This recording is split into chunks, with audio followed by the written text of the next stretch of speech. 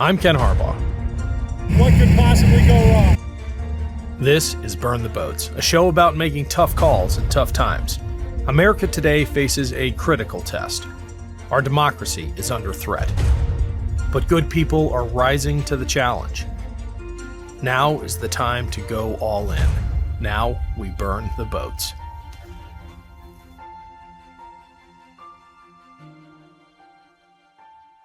My guest today is Ryan Busse, a former executive for a major firearms manufacturer. His book, Gunfight, exposes the industry's dramatic pivot towards a culture of fear and intolerance and the McCarthyesque tactics they use against their own employees. Ryan, welcome to Burn the Boats. Oh, thanks so much for having me today, Ken. Appreciate being here. Of course. I first learned about you a little over a year ago when I read an op-ed you wrote with the title, Shootings Aren't a Sign America is Broken. It's working exactly as intended. Let's start there. You imply that this era of mass shootings isn't some tragic byproduct of decisions by the gun industry. It actually has made them vastly wealthier by creating a climate of fear, which they continue to foment and which delivers massive profits. As someone who's been on the inside of this industry at the highest levels, can you help us understand the mindset of its executives? Because I have to believe that there's a serious degree of denial at a deep psychological level that's required to maintain this fiction that they are not individually a leading cause of kids being slaughtered. It's either that or they're just plain evil. Please help us understand. I think and there is a denialism, and to jump to the very front of this, if you ask any of them, many of them I considered friends, close friends for a long time. Nobody, at least very few, perhaps nobody, thinks that they're doing this or advocates for doing it. But to understand how it's so unbelievably obvious, if you back up about 15, 18 years in the industry, everybody I knew, and sort of the intelligentsia, the wise men, as I call them in the industry, knew not so very long ago that propagating the sorts of things that we are propagating into society now, and that includes not just things like AR-15s by the millions, but also very incendiary advertising, marketing campaigns, direct links to the most politically toxic figures in our nation's history. Those things did not happen in the industry 20 years ago. And that wasn't because laws were in place to keep those things from happening. They didn't happen because there was a voluntary prohibition against them in the industry. In other words, everybody kind of got together, said, we're not going to allow any display of tactical gear in the industry's own trade shows, which is an actual truth, right? There was no tactical gear allowed in the industry's own trade shows. Why? Well, again, it wasn't a law, wasn't some nefarious socialist communist thing from the Joe Biden presidency. The industry itself said, displaying or propagating or selling or marketing this stuff could lead to really bad outcomes. So here we are today where there are 500 companies doing this. The most egregious advertising you can ever consider is happening on a daily basis. So why is it that 20 years ago the industry knew, and I was a part of it then, and proud to be in it, but why is it that the industry then knew not to do that? And here we are today with it happening at warp speed. I have to think, if you knew it was bad 20 years ago and you're doing it at warp speed now, how did you not think we would not end up here? Of course we knew we would end up here. I grew up in a military family, joined the Navy. You grew up hunting. Can you describe for the rest of our audience, though, what you mean by tactical gear? Paint the picture of what a trade show looks like today, the images they're selling, the lifestyle. I mean, you refer to the tactical lifestyle, and it is such a different picture than we had just 20 years ago in these trade shows, in gun-owning America writ large. How does it look today? So first off, the air quotes here, I've got my fingers up. The tactical market is now the leading driver of the firearms industry. Again, 18, 19 years ago, it was not allowed in the industry trade shows to display a tactical glove, a helmet, something that the police officers wore, something a SWAT team would wear, a bulletproof vest, tactical boots, tactical guns, tactical ammunition, tactical optics. None of that was allowed. And to understand why, we should grasp what tactical means. The word tactical means planned military operation, right? It's something you plan. It's an offensive operation. You sit around in a planning room, you get your troops together, you give them the tactical gear, you send them out and they go do something.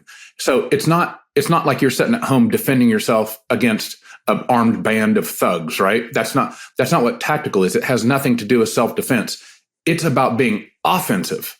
So again, 20 years ago, the industry said, like encouraging everybody to be offensive, probably bad idea. So no tactical gear was allowed. You walk through the biggest trade show, the biggest gun trade show in the world, which is usually held in Las Vegas. It's the big industry show. It's called SHOT Show, Shooting, Hunting, Outdoor Trade Show. You walk through it, and not so long ago, the gun industry there appeared like what many people think the gun industry would. Target shotguns, hunting guns, some self-defense pistols, the sort of thing that I think is, in my opinion, defensible, responsible firearms ownership. That's what the whole show was. If you wanted to see tactical things or touch tactical things, you had to be either a credentialed military officer or a credentialed police officer. There was a curtained off area of the show. You could go in there if you were one of these types of people, and you could see the tactical stuff, because that's what the tactical stuff was for. Today, if you go in there, I don't even know how to describe to you, like nothing I would tell the listeners could prepare you for how shocking, how completely pervasive, how the tactical mindset, the tactical lifestyle. I mean, Ken, I am not lying to you when I tell you can now buy tactical underwear in the SHOT Show. So it is all tactical all the time. Long range tactical, short range tactical, AR-15s, 500 companies selling them, probably between 500 and 1,000 companies selling tactical gear. Everything. I mean, you can buy tactical AF, as in tactical as fuck pants, right? That's an actual kind of pant you can buy. If we had the next 30 days to list all the tactical gear that you see and can touch now in the SHOT Show, we don't have enough time. If this podcast ran 24/7, that's what it's like. And this stuff doesn't stay inside the trade show hangars. It spills out. It's everywhere. There's this passage in your book, Gunfight. I don't have it in front of me, but you'll know exactly the one I'm talking about, where you're with your sons at a BLM rally. And speaking of this offensive posture that's so pervasive in gun culture today, someone literally gets in your son's chest, finger in his chest, and you describe the weapon he's carrying, which is not a self-defense weapon. Can you relay that story for us as kind of the exclamation point on how this tactical lifestyle has spilled into the streets? Well, it's very interesting. When I had my book done, and when I was speaking with my editor kept telling me, yes, the book's awesome. We need one more scene. You need to remember one more thing to put the readers right in the middle, put them there with you. And I kept telling her, I don't have anything else. Well, then we went down, this was June 6th, 2020. I know a lot of us have tried to put 2020 out of our minds, but you remember the kind of social turmoil that was happening 2020. My kids, my wife, and I went down to this rally in the middle of town. And there at the rally were between 100 and 150, again, air quotes here, Second Amendment patriots. And I saw these people and I thought, for me, it was a little bit like as if I was like a food executive for a mac and cheese company. And I walked in the store and I looked up on the shelf like, oh, there's my mac and cheese. That's the product I made. When I walked down there, and I saw all of these, mostly guys, almost all guys. There were a few women, but they almost all were decked out in this tactical gear that we just discussed, as if they were headed off to Fallujah. They almost all had AR-15. Some of them had tactical shotguns. Some of them had handguns too. And one of those people, my youngest son, Badge, I mean, dude, he's 5'4", 70 pounds soaking wet, little blonde-haired, blue-eyed kid, and he's just chanting, "I can't breathe," with the rest of the high school kids and grade school kids there. And this guy gets in his face and starts screaming at him, one of these armed guys, and then starts poking him in the chest, calling him an evil bastard.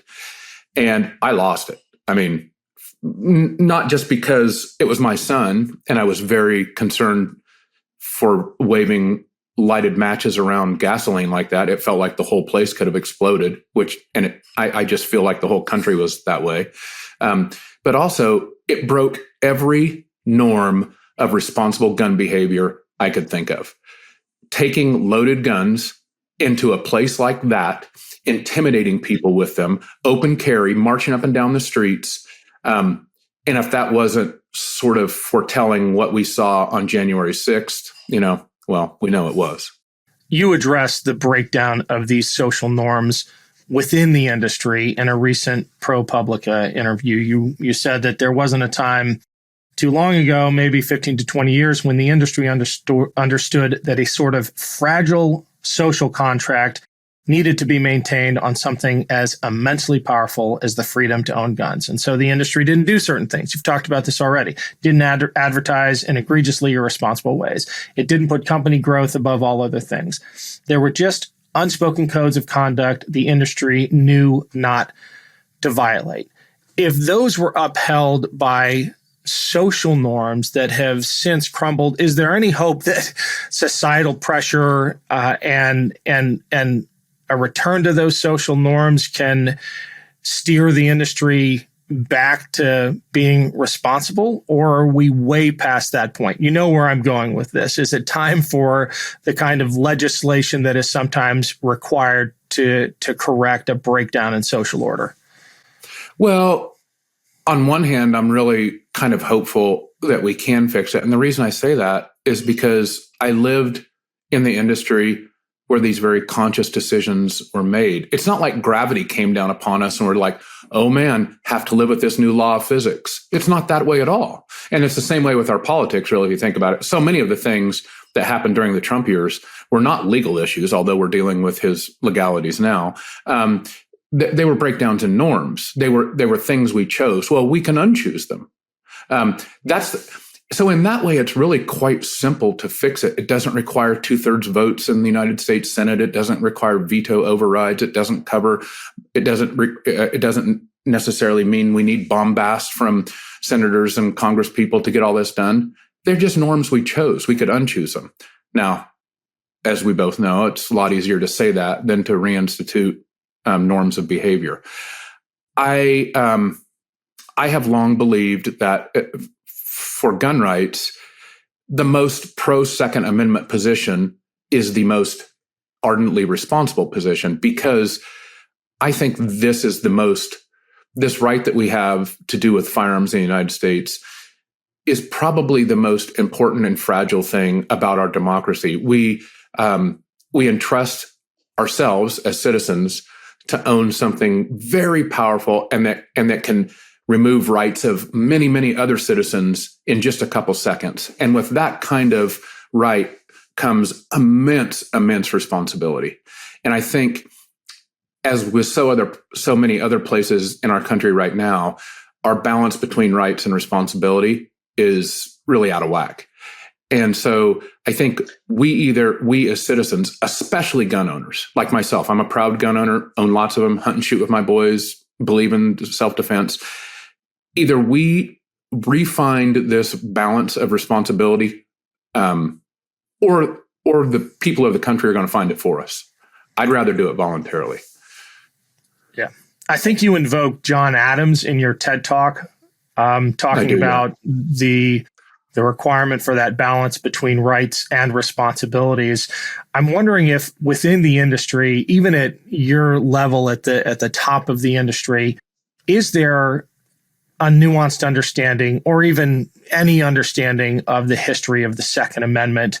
Or is it just a third grade level literal reading without any of the context behind it? I mean, went to Yale Law. We thought about it seriously. It's pretty clear to any constitutional scholar that the rights invoked by the gun industry aren't actually enshrined in the Constitution. You don't have a right to a bazooka.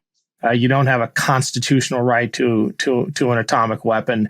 And yet that's where the line of thinking seems to go every time you engage in a constitutional argument.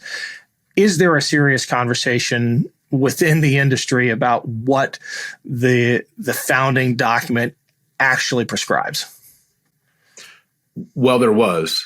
I'm worried about where we are now.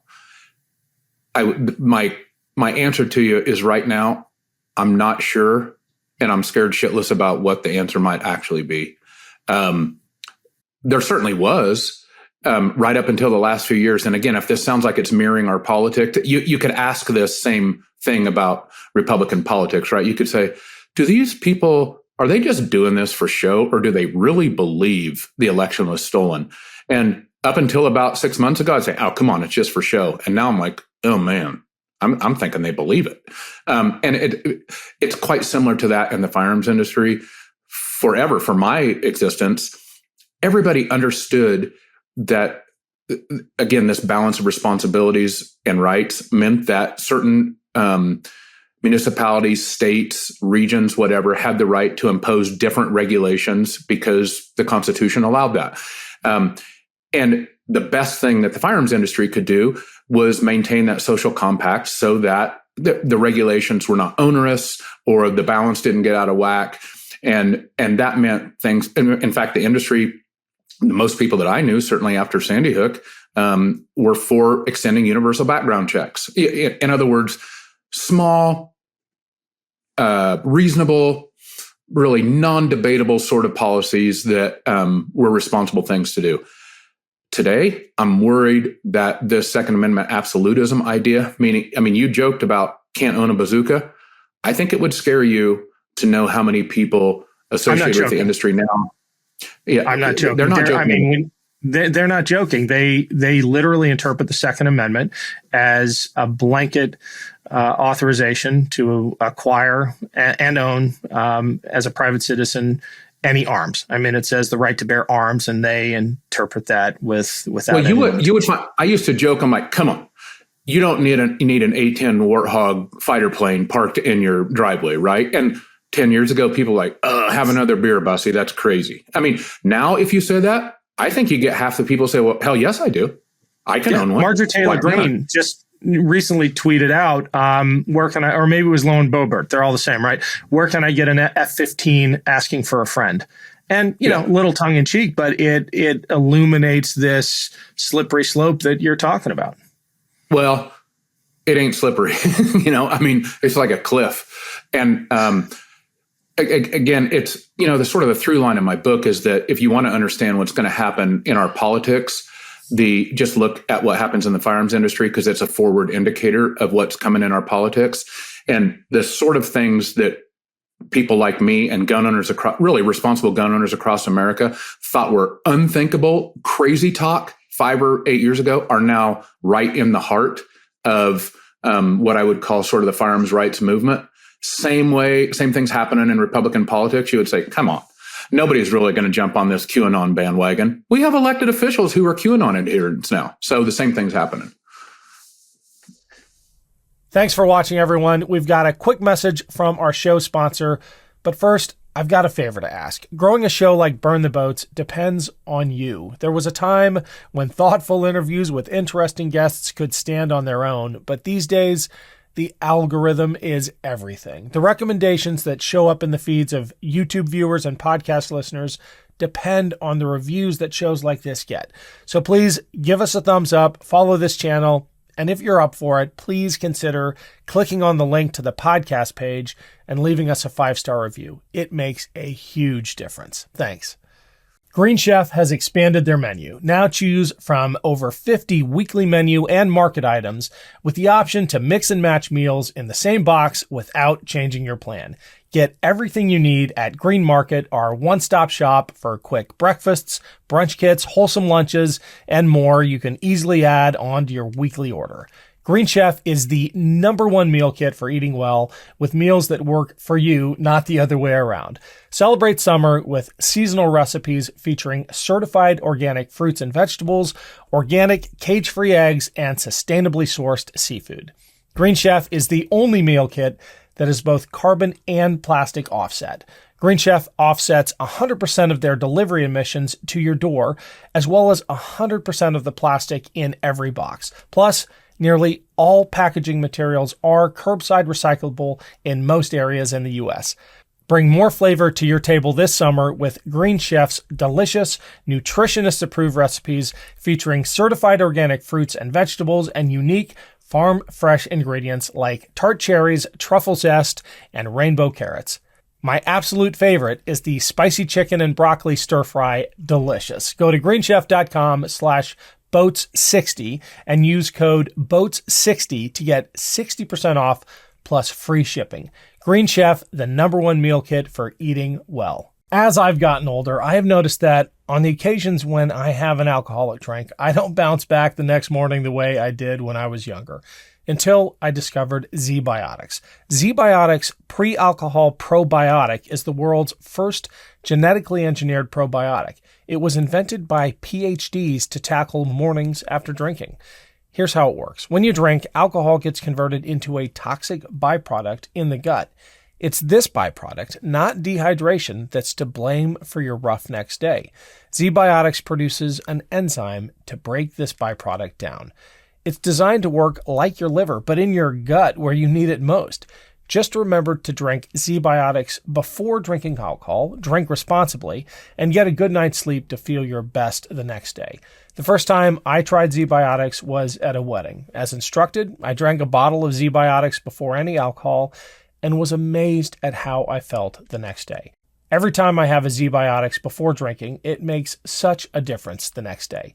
Even after drinks the night before, I know I'll be able to get back to my daily routine like working out or mowing the lawn. Give ZBiotics a try for yourself. Go to zbiotics.com/boats to get 15% off your first order when you use BOATS at checkout.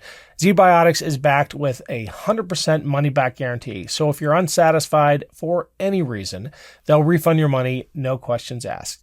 Remember to head to zbiotics.com/boats and use the code BOATS at checkout for 15% off. Thank you, ZBiotics, for sponsoring this episode.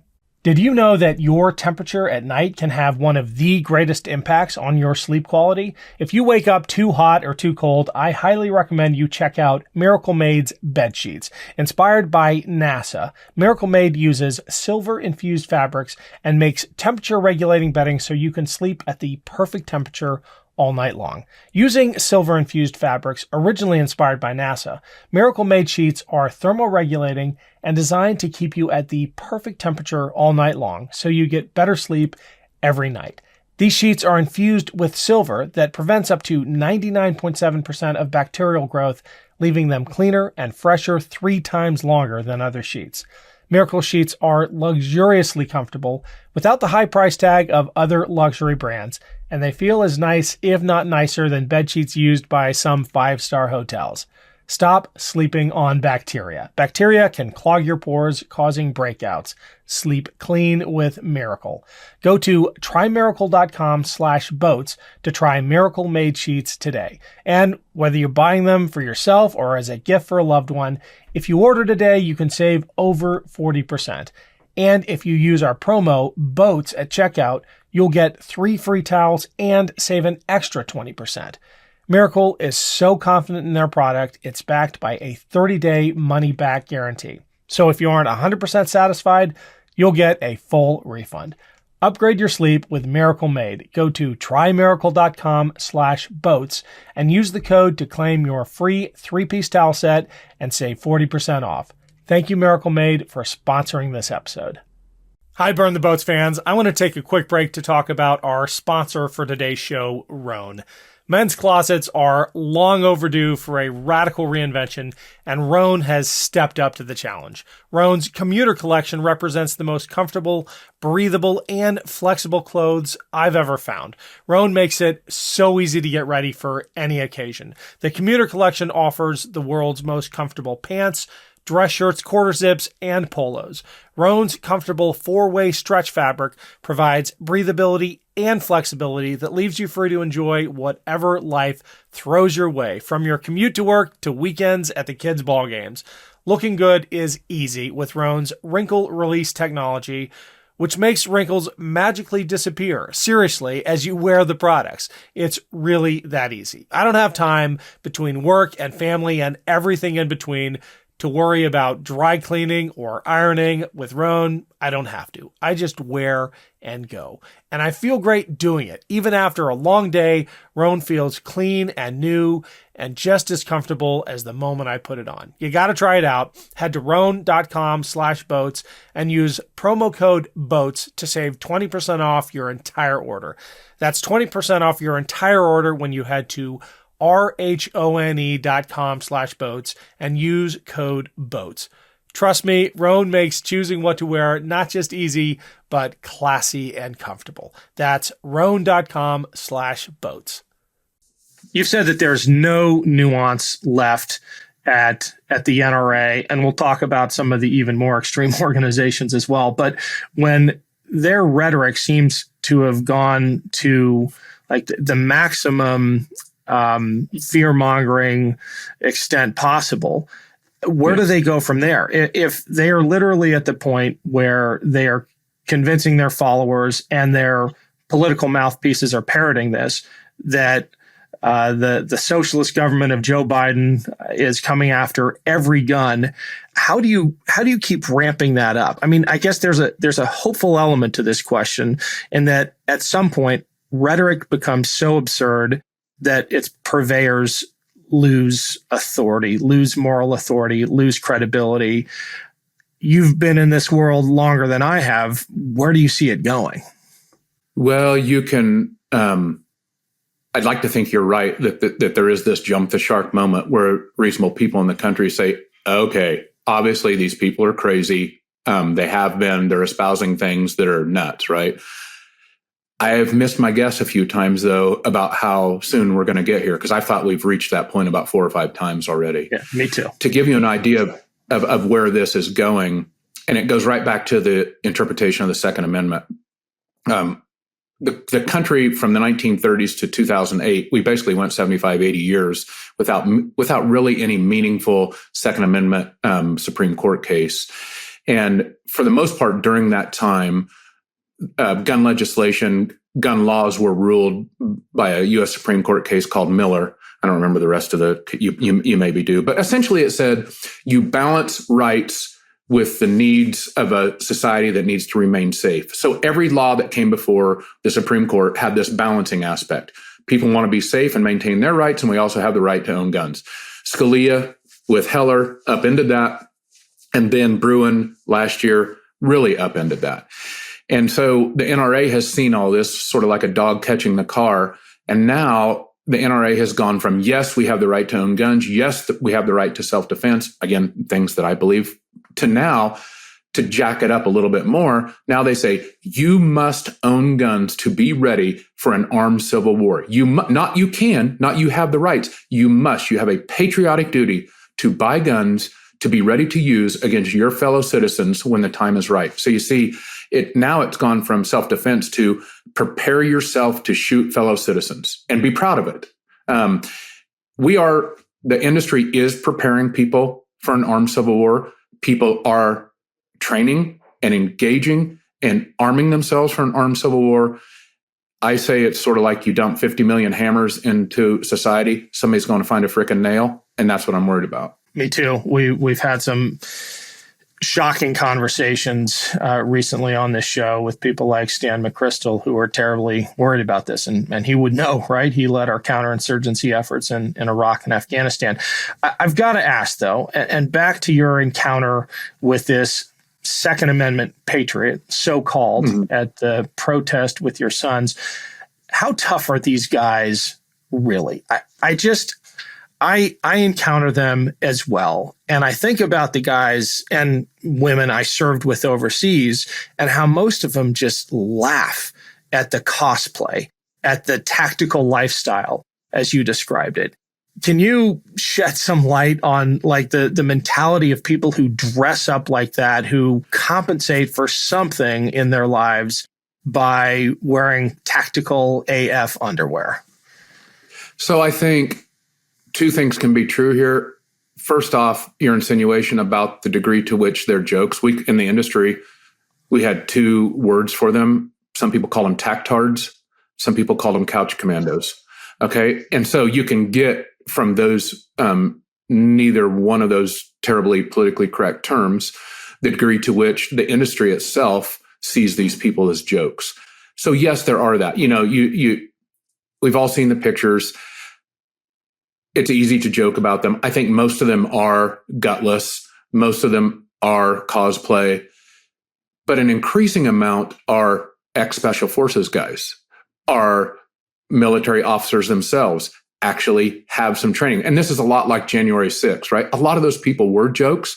Just enough of them actually knew what they were doing. And I guess I think of it again back to that match and gasoline thing. Even if most of those matches are limp and wet, it only takes one really hot one right next to the gas, and a lot of damage can be done pretty quick. So I think your insinuation is right to a large degree, but I'm worried about the small instances where it's wrong.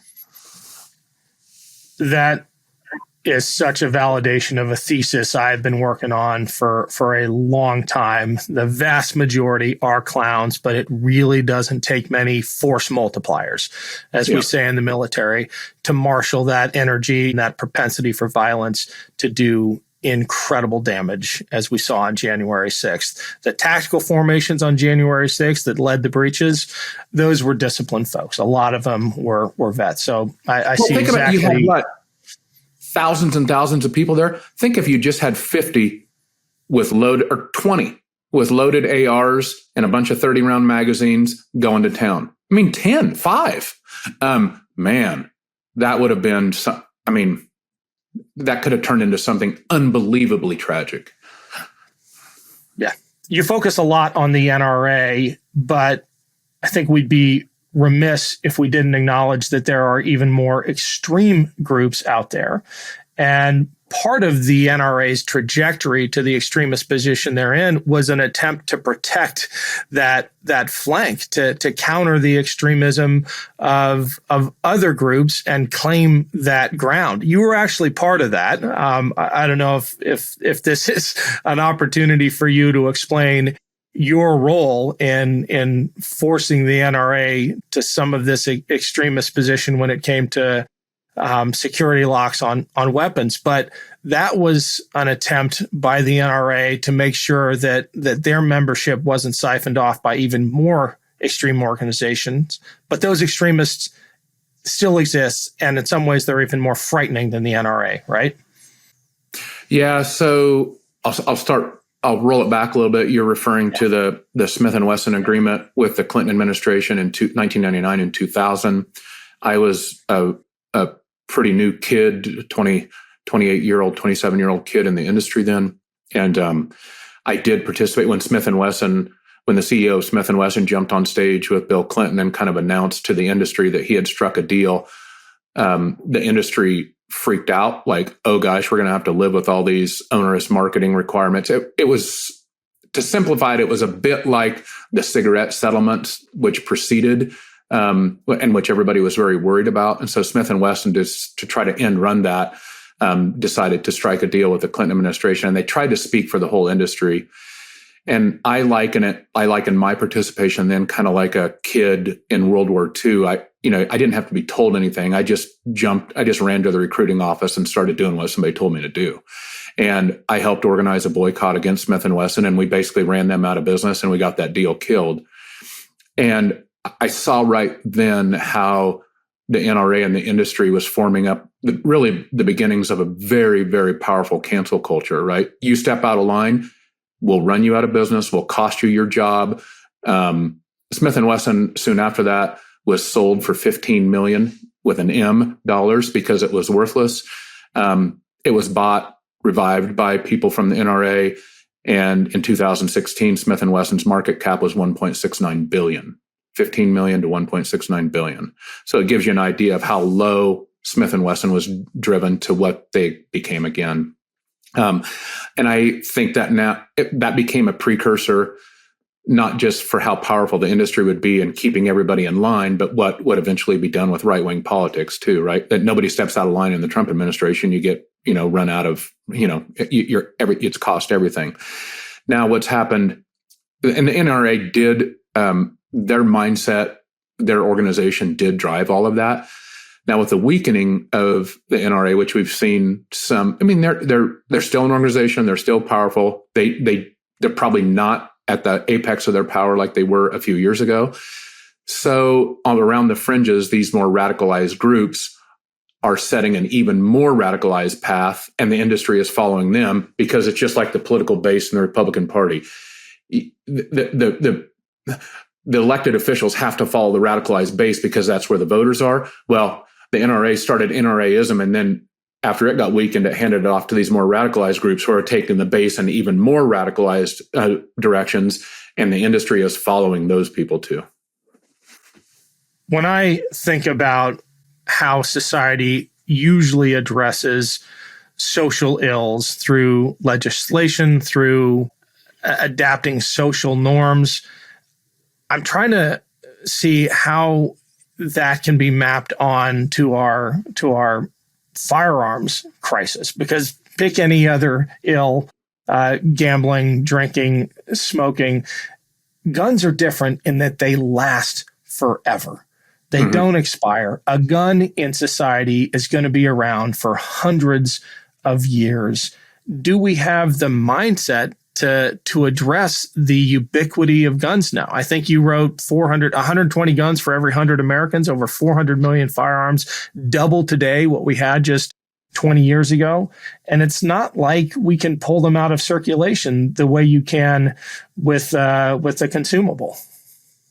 No, and again, this is why I think this really, a lot of people don't want to deal with the issue of guns. It's kind of heavy. It seems intractable. And yet, I think that this is the test of our democracy.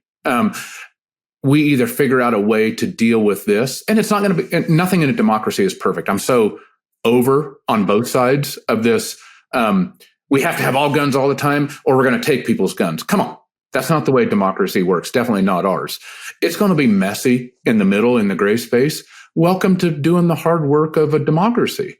You make it a little bit better instead of making it a little bit worse. All of the facts and figures that you rightfully note in your lead into that question are big issues. They're big problems / opportunities / both, whatever. They're a test. If we're going to have a right, again, as immensely powerful as the right to own guns, which means, with that thing in your hand, you have the ability to literally take away dozens, if not hundreds, of people's life, liberty, and happiness in a few seconds. That's a pretty damn powerful right. If we can't balance that and figure that out in this messy gray space, I'm not real hopeful about the rest of the democracy. I make a point of reading the good and the bad comments on authors who we have on the show, and you have made some real enemies after leaving the industry, especially after writing Gunfight. I think the NSSF called you a self-aggrandizing corporate hypocrite, bloviating about gun control to the liberal media. First of all, congratulations. I think you can judge somebody as much by the enemies they have. And that's the good things to say about me. You have paid a personal cost for speaking out. This is a complicated lead-in to a question about leadership, patriotism, and fatherhood, because we're having this conversation around Father's Day. I think we're going to release it on 4th of July. How do you talk to your sons about patriotism and standing up for what's right, regardless of the cost? I guess, and I appreciate the compliments. And yes, sometimes I don't remember. I think perhaps Teddy Roosevelt said something one time about how you can be measured by your enemies just as much as you can be measured by your friends. So yeah, there's some credit to be taken there. But my boys and I and my wife, we don't spend a lot of time analyzing a lot. And a lot of people have said, are you sad you did it? Or are you regretting? I just got to the point I didn't feel like I had any choice. the day we went to that BLM rally, we didn't feel like we had any choice. It needed to be done. The degree to which the industry was off the rail. I have a lot of people who worked in the industry or still work in it who quietly call me and say, thank you for doing this. It's way worse than you say it is. Somebody's got to say it. And I'm like, well, you know, we could put your name on a byline in the Atlantic too. I'm like, no, I'm not doing that. But so I get it. Maybe I did more and more publicly than most people will. But I still don't view it as a hard decision. I don't view it. It wasn't like a touch and go, oh gosh, should I do it? It so obviously needs to be done and said that somebody had to do it. Non sequitur, but not really. Can you talk about what your boys are up to now with Held versus Montana? Yeah, so I'm on the day we're recording this here, I'm going to head to trial with them in about 20 minutes. They are part of a groundbreaking climate lawsuit against the state of Montana, essentially alleging that the outright 100% focus on fossil fuels and the crushing of renewables by the state, which is essentially a policy by the state, violates these kids' right to a clean and healthful environment. And that phrase, clean and healthful environment, is deliberately written in to the Constitution of Montana. And unlike a lot of, and this was it's such a magical time. I've sat in trial all week watching this.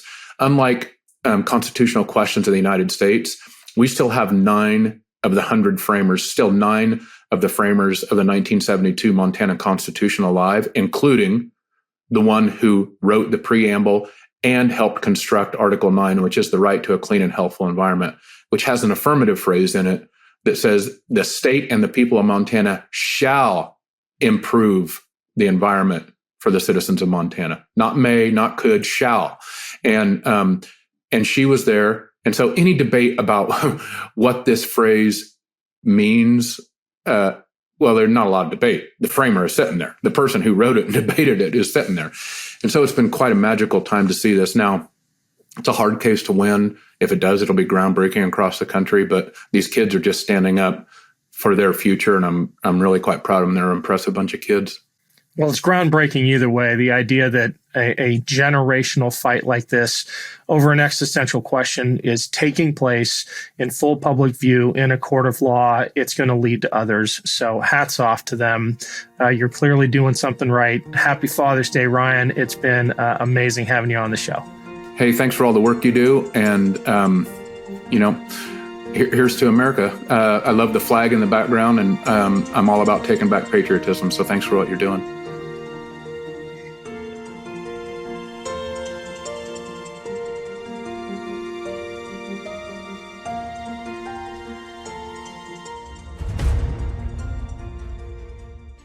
Hey Meidas Mighty, love this report? Continue the conversation by following us on Instagram @MeidasTouch to keep up with the most important news of the day. What are you waiting for? Follow us now.